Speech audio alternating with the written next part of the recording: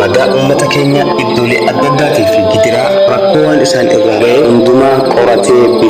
bifa adda addaatiin baasaa jira. Kan keessaa bifa walalootiin sagantaadhaatiin qophaa'ee jira. Kan qopheesse kabajamoo Mushit Aliyyi Arab, kan dhiheesse immoo Abu Abdillahi Al-Arabi. Faana tura. Walaloo biyya ormaa maaluma carraan koo kan biyyaa na baase, nama akka kiyyaaf gabra na taasise, qaama koo fixadhee qaama biraa baase, qalbiin koos hir'atee raatuu na fakkeesse, yaadaaf aariin qofti sammuu kiyya raase, maali harmeetoo maalumaaf na deesse, hojiin biyya ormaa onnee nama deesse, hojiin biyya ormaa onnee nama deesse. Nan jiraadha jedhee biyyarraa baqadhee, hiriyoottan kan koos maatii koo dagadhee, halkan qorra keessa guyyaa dhakaa baadhee, beelaaf dheebuun jenne garaa koo hidhadhee, qaamni koo ciccitee uffatas fixadhee, qaamni koo ciccitee uffatas fixadhee, yoo dhabe cal'isee yoo argadhees nyaadhee, bo'aaf ce'ii jiru waan meeqa mudadhee, mee keessaa na baase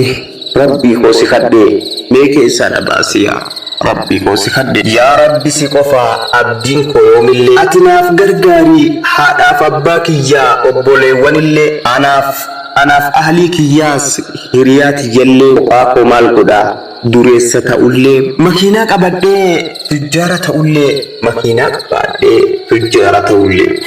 gaafa biyyaa bahuu jalqaba koo dura biyya ormaa deemuuf ol ka'ee tirtira, biyya ormaa deemuuf ol ka'ee tirtira, yoomni jira see'ee rakkoo fi didira, bubbeef qorri aduun qaama kiyya cira, hiriyaas hin qabu kophaa kiyya jira, yaa gooftaa furmaanni harkuma kee jira, firri aanaaf ollaan hin jiru na biraa, firaaf aaliif ollaan hin jiru na biraa. Ijoollummaa kootiin biyyarraa baqadhee, bu'aaf bahii jiruu meeqa dandamadhee, bu'aaf bahii jiruu meeqa dandamadhee, yaa Rabbi yaa Allah yaa gooftaa si kadhe, humna koo naaf ta'e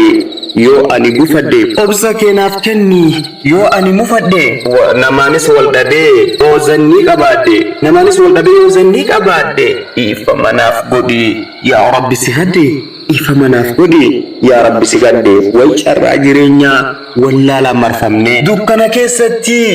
mana ijaarannee, lubbuun haguugamnee gara deemnu dhabnee, lubbuun haguugamnee wal jibbaa wal hamii adda taasifannee, adda wal qoqqoonnee karaa babaafannee, arraba wal miidhaa qaamaan faffagaannee, dawaan keenya hin jiru kuba baadhannee, dawaan keenya hin jiru kuba baadhannee, jireenya addunyaa jiruu dheertuu seenee, jireenya addunyaa jiruu dheertuu seenee. Egaan kabajamtoota dhaggeeffattoota miidiyaa waldhaasa madaa uummataa, walaloon keenya kan har'aaf qabannee asumatti amma sagantaa biraatii walitti deebinutti qopheessaan qophichaa Abu Abdillahi Al-Oromiidha, kan barreessee fi kan dhiheessee Mushit Aliyyi Arabii. Amma sagantaa biraatii walitti deebinutti nagayaan nuuf tura.